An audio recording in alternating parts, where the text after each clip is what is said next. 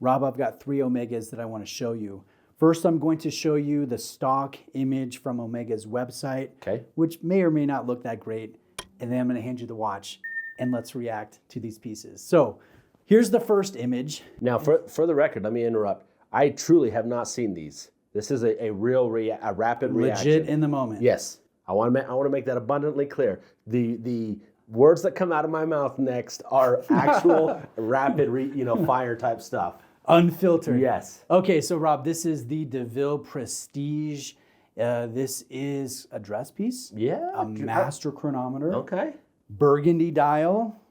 Doesn't look that great on the website, I'll be honest. Yeah, it looks a little flat. It looks a little like, I mean, I like aspects of it for sure, but I don't know if I would stop scrolling, if it was amongst all the other products. Sure.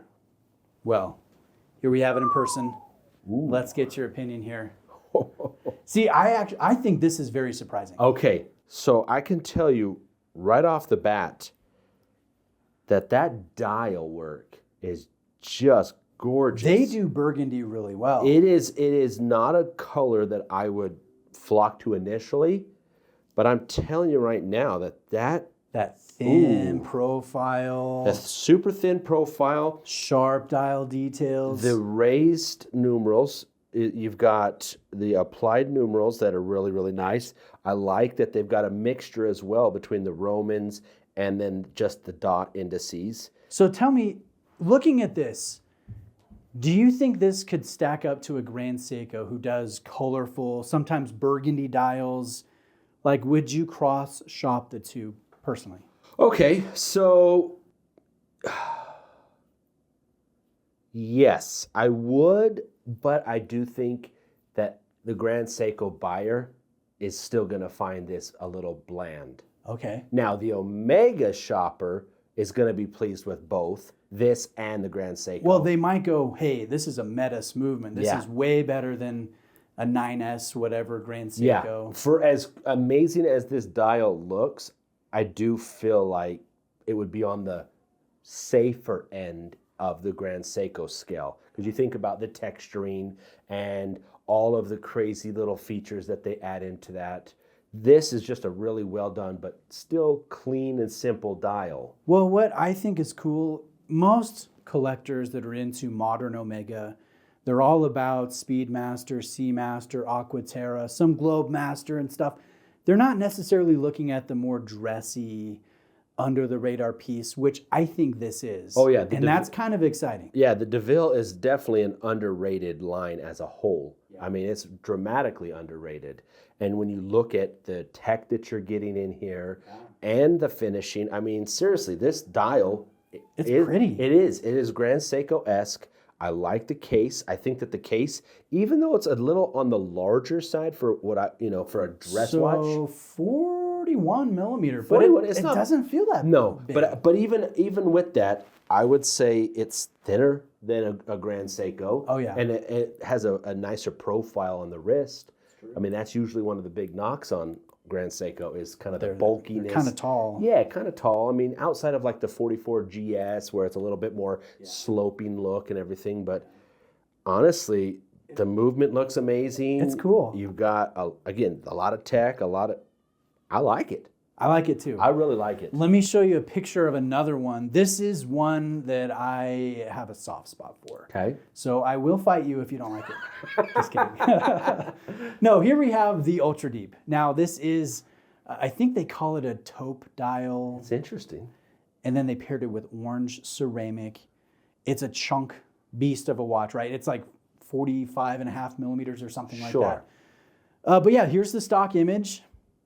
Doesn't look all that exciting, to be honest. I would say it actually looks bad. Okay, like straight up bad. Let's go outside right now. I'm not even kidding you when I say that looks legitimately bad. I don't like that at all. Okay, now prepare to eat your words. That thing is 255 grams. Good night. Of Omega steel, so it's bright and desaturated. It's harder than 316L. Awesome bezel. Ooh. Okay. Look at the clarity of that crystal. I was just gonna say It's so good. super, super clean. The AR coating that they put on there, the dome crystal, everything just pops. Now this one also has a full loomed bezel insert, which I'll drop in a photo of. I know you're not seeing that in real time, but so nice. Hey, hats off to the man or woman that wears this thing. Yeah. This is a chunk of steel. It's a beast. It is an absolute tank of a watch. If you don't mind, throw it on one of your wrists. Yeah. Because even though it's massive, it is surprisingly doable for a watch with 20,000 feet of water resistance. I mean, yeah, it's going to let you know it's there, and you're going to take out a few door jams along the way. Oh, yeah. But, I mean, the profile and everything, the way that it hugs your wrist, It's comically tall, but it is. that's part of the charm, I think. I think that when you're wearing this, you're very much in a, hey, I like a big watch, a Panerai, Deep sea. Yeah, there's many. You don't have to say that. Seawolf Breitling. Or the dreaded I word. I word? Invicta. Don't even go there. Get that crap out of here, Rob. So, no, really, like, I think for what it is and for how insanely large it is, it doesn't wear like that at all. It's like a... I mean, you're definitely going to feel it. It's like a tall, heavy Planet Ocean. Yeah, exactly. It's way cooler than a Planet Ocean. If you like the Planet Ocean, I could realistically make the case that this isn't that big of a leap to jump up to something like this. Yeah. If you're already used to a Planet Ocean, this would be like a niche piece amongst those kind of a collector. That's type true. base. Or if you had just the 300 professional, that you could realistically take this, and again, on occasion, not an everyday type of piece. I don't think so. Wear this, but it wouldn't be that big of a departure from what you're used to. I also want to point out that clasp, and you're welcome to take it off and check out how it's engineered, because it has a seamless integration width-wise with the bracelet. Oh and my, then this is gorgeous. It's really well executed. And Why can't the regular Seamaster get this buckle? Right? I know. This clasp is crazy. And it makes you wonder when Omega finally does a thorough update of the Seamaster, are they going to do Omega Steel? I mean, you look at that, the way that they've kind of beveled on that and everything, and then just the plain logo. Plain logo. Doesn't have to be really over the top. You don't need to see Omega and Seamaster like they've done so many times in the past. It's got the toolless micro adjust.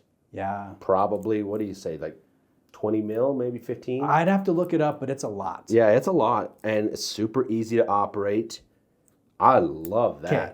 So you thought the rendering looked like garbage, right? Trash. Yeah. Do you think, I'm not actually going to fight you. Do you think that this is still an underwhelming piece? No. Because I'm excited about it in person. So I will say, first and foremost, this color combo is not something that I'm drawn to. It's super 70s. Yeah, it's not something I'm drawn to. However, it is whatever's above an infinity number, it's above that as far as an improvement from that picture. Oh, okay. It's crazy. Like this, I would see this and go, that's a nice watch. Yeah. It's well done. Again, the color scheme's not quite to my liking, but I can appreciate the dial. They make nicer colors. Exactly. Well, I guess it's more the orange for me. So if they did this dial with something, or this color on the dial with just a white or something like that, I would definitely be more drawn to. But even in its current construction and its current combo, I think it's pretty impressive. I think very impressive. when you see this in person, you notice how much different the tone of the Omega Steel is. Oh yeah. And then you see the clarity of that crystal, and even that bezel, like you mentioned. This is far nicer than other Seamaster and Planet Ocean bezels. No, handling that and the bracelet, the fit and finish of the lugs, all of that, you can tell how well made that watch is. That is absolutely just as tight can be. It's on my list. And I'm like jumping between, do I like that color? Do I like that summer blue that has the hidden text on the texture Oh, dial. yes. You know? Yes. Or the white dial with the blue bezel. I think that looks pretty cool. That would be mine, or possibly, since it is a niche piece, I would go for the hidden text. Yeah. Because it is kind of whimsical, and that watch is whimsical. I mean, that watch is a whimsical watch, period. Yeah. You don't get those kind of dimensions without it being a little bit more playful, being a conversation starter, and then saying, oh, by the way, check this out. Let me show you this hidden text on there. So it's one that's high up on my love list. Like, I love that watch. It is, again, not necessarily my color scheme, but I'm walking away impressed. Yeah. Way more than that horrendous online flat picture. Yeah. All right, let me hit you with one more. This is the Constellation Moonshine Gold. So it's their yellow gold, a little bit paler than other brands' yellow gold. Meteorite dial on a bracelet. Okay. This is a watch. This is a nice watch. I bet it's, well, do we have a weight? Because the other one was what'd you say, 255? Yes. What do we have on this? Same weight. I was about to say, this is going to be, I know that these guys, oh boy, these guys are heavy. Oh, yeah. That is That's heavy. nice. So let me pull out my own yellow gold. I'll give this to you as well to compare. I think the Omega is noticeably heavier. Oh yeah, easily. Like, you can tell it's got some more size and gold to it. Without even trying, like if you just blindfolded me, I would tell you easily. Omega's more heavier. Easily. More gold. Easily. It's way heavier. But also check out the difference in tone. Yep. Rolex is a little more red.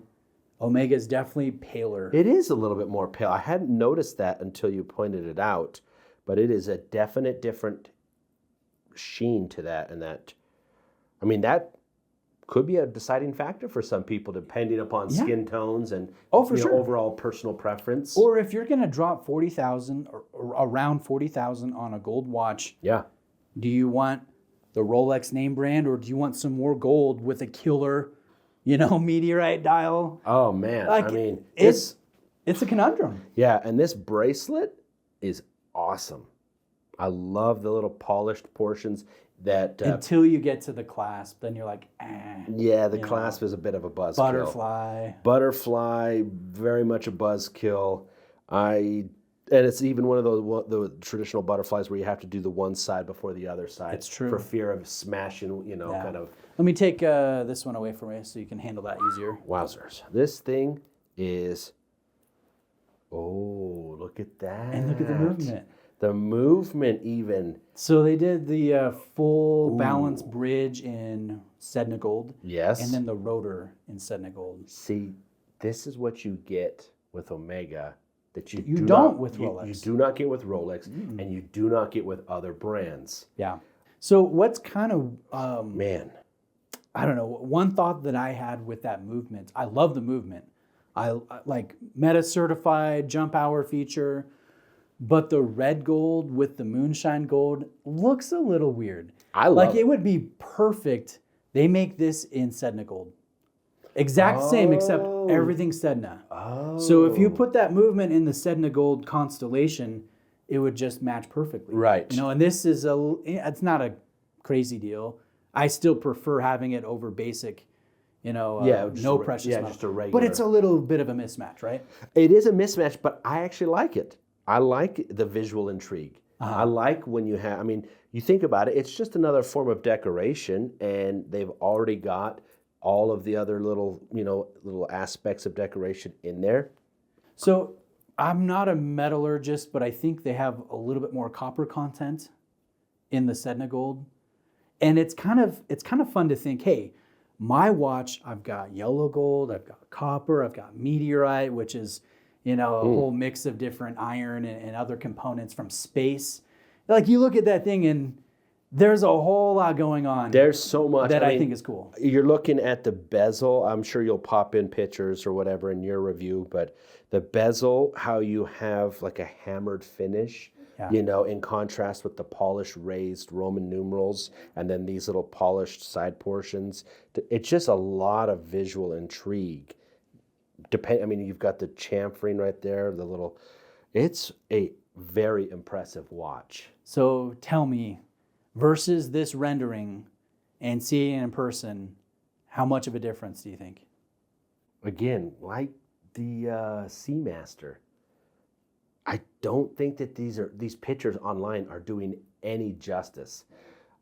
That's kind of a hard watch to sell.